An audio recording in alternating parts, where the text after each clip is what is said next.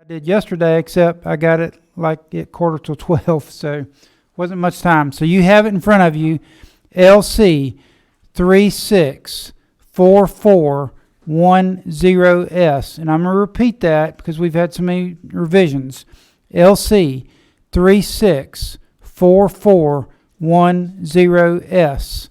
And the way we left it yesterday, I appointed a committee of Representative Carpenter, Representative Kirby, and Representative Park to get together. They had some concerns, and it represented a bipartisan, big and large business. They got together. We were able to do almost everything. The only thing was Mr. Carpenter's concern about historical wages. That was problematic for because that.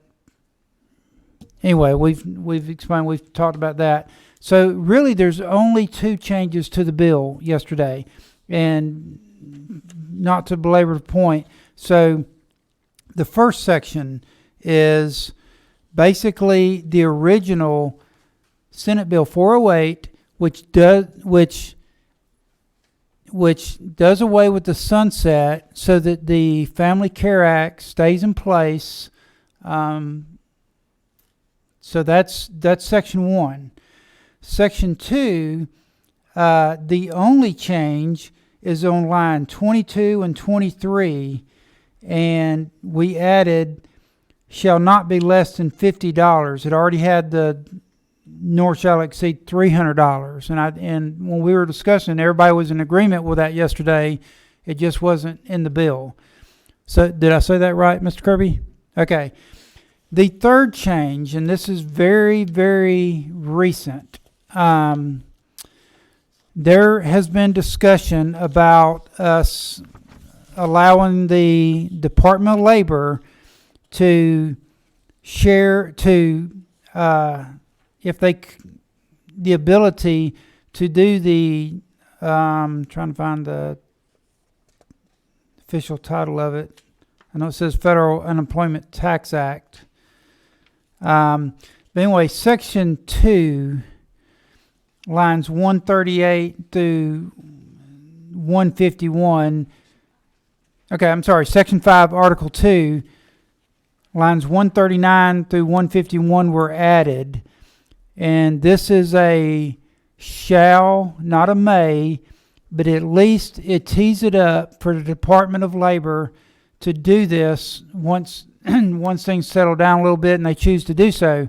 It's not a mandate, but it also speeds it up so that if they want to do it, they don't have to come back to us and ask permission. And so that, I feel like, and again, that was a very nonpartisan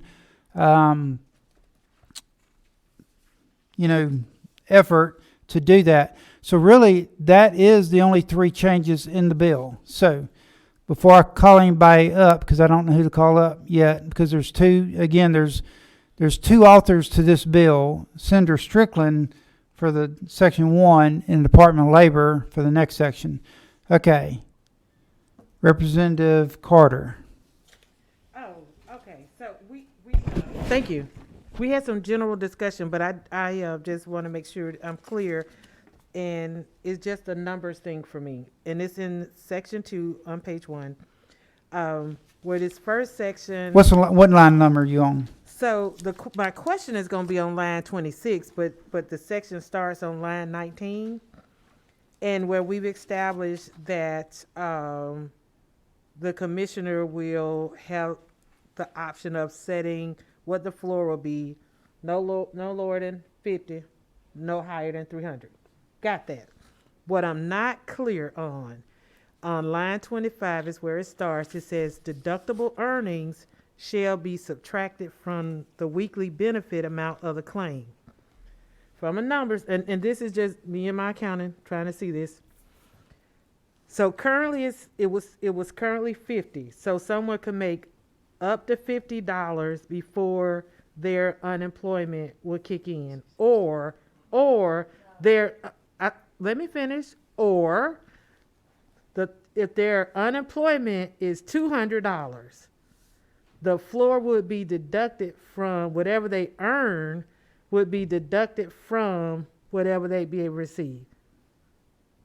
And that's what I need clear, because this reads, Okay. the deductible earnings shall be subtracted from the weekly benefits. So Okay. y'all can clear that up for me. Okay, got the question, and I'm gonna let Mr. Kirby answer that.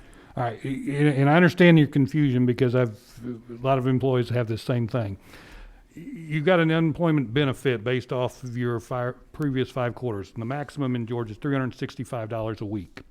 Okay, that $50 to $300, you can earn that amount without affecting your unemployment benefit. See, right now, our employees are allowed to earn $300 a week working, plus keep all $365 of the unemployment benefit, plus the $600 from the federal government. What we're saying is that used to be $50, that was the bottom. They could earn $50 a week and still keep their full unemployment benefit. Now, if I've got an employee that's working and he gets $400 a week, he loses $100 of his unemployment, so he goes to $265 plus the $400 he earned plus the $600 from the federal. It still comes out to $1,265 total for the week. So this is how much they can earn without affecting any of their unemployment benefit. So let's use that same scenario. Mm-hmm. The benefit is $365. That's the maximum, yes. But they earned 50. They get $50 they earn plus $365. And then with us increasing it to 300, they'll get to keep 300. Okay. They earn $300 I plus just they needed get to see the math. $365. Thank you. Thank you. I appreciate Okay. that. All right, Representative Bonner. Hey, thanks, Mr. Chairman. I've got to head out to present a bill in the Senate committee. I just wanted to take a quick moment to clarify some comments I made at yesterday's meeting that kind of implied that the Commissioner of Labor was not accountable for some of these things. And as an elected official, he's directly accountable to the voters. Understand that. It's not the first time I've said something dumb. It will not be the last time. But my intent was to express my concern anytime that the legislature gives over emergency authorities to anybody, any department, any organization, and that we just need to be extra mindful when we consider those kinds of things. But I just wanted to publicly state that and make sure that the Commissioner of Labor was not under the impression that I didn't think he was accountable. So, All right, well, thank you for thanks, that. Mr. Chairman. Yep, thank you very much. Okay. Seeing no more questions, I believe Representative Park yesterday asked for the opportunity to make a motion. What number? These numbers are all messed up. Okay. Okay, you have the floor. Thank you, Mr. Chairman. At the appropriate time, I'd like to motion to do pass. This is the appropriate time. 408 as amended. Okay, so his motion is to pass substitute to Senate Bill 408 LC 364410S. Any comments, questions, amendments? Do I need a second? Sorry. We have a second. Mr. Kirby. Yes, sir. Even though it may be exercise in futility, I'd like to make a motion to amend by eliminating lines 11 through 14 and renumbering the sections. Okay. There's a motion. Is there a second? There's a second. All in favor of striking lines 11 through 14? 11 through 14, we're going to do a hand count so we make sure we have it on record. If you're in favor of that, raise your hand. 3. All opposed? 6. Okay. The amendment fails. Back to the original motion by Representative Park. All in favor, raise your hand. This is on the passage of the bill. All opposed? It carries. Ms. Strickland, you are now on to rules. Who is going to be carrying this bill in the House? I believe you will be. Okay. Let me carry it, bro. Let me sleep on that. No, I'll be glad to. Okay. Okay, with that, we're adjourned. Whoa. Whoa, I'm sorry. Mr. Kirby, on the floor, real quick. There's a good possibility this committee won't be meeting again. And several members have asked about 474 that we worked on as a committee for 2 years. And first off, I want to publicly thank this committee for all the hard work and diligence you did on that. I think we got to a great resolution, what we were asking for all along, finally. The clock ran out on crossover day, but quite honestly, we kind of knew that was going to happen before the day got there.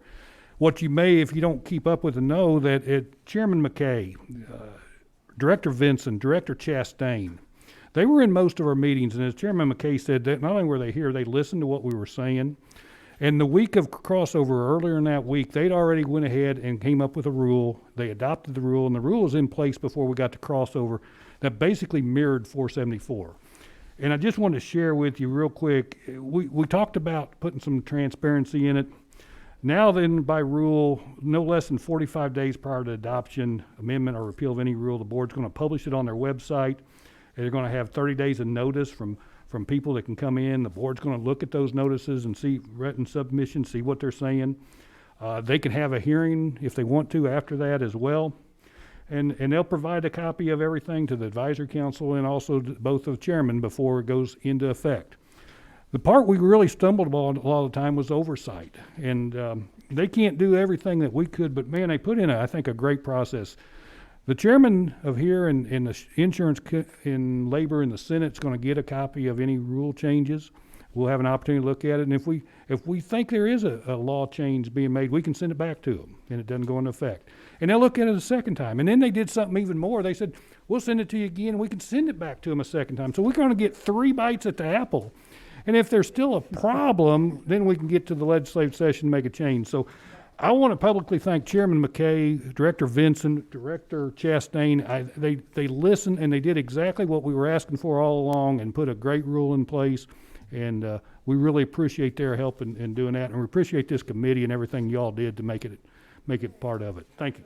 All right. Well, great job, everybody. It's been an interesting year. And as you said, I think this is our final meeting. Thank y'all for your efforts, and we are adjourned.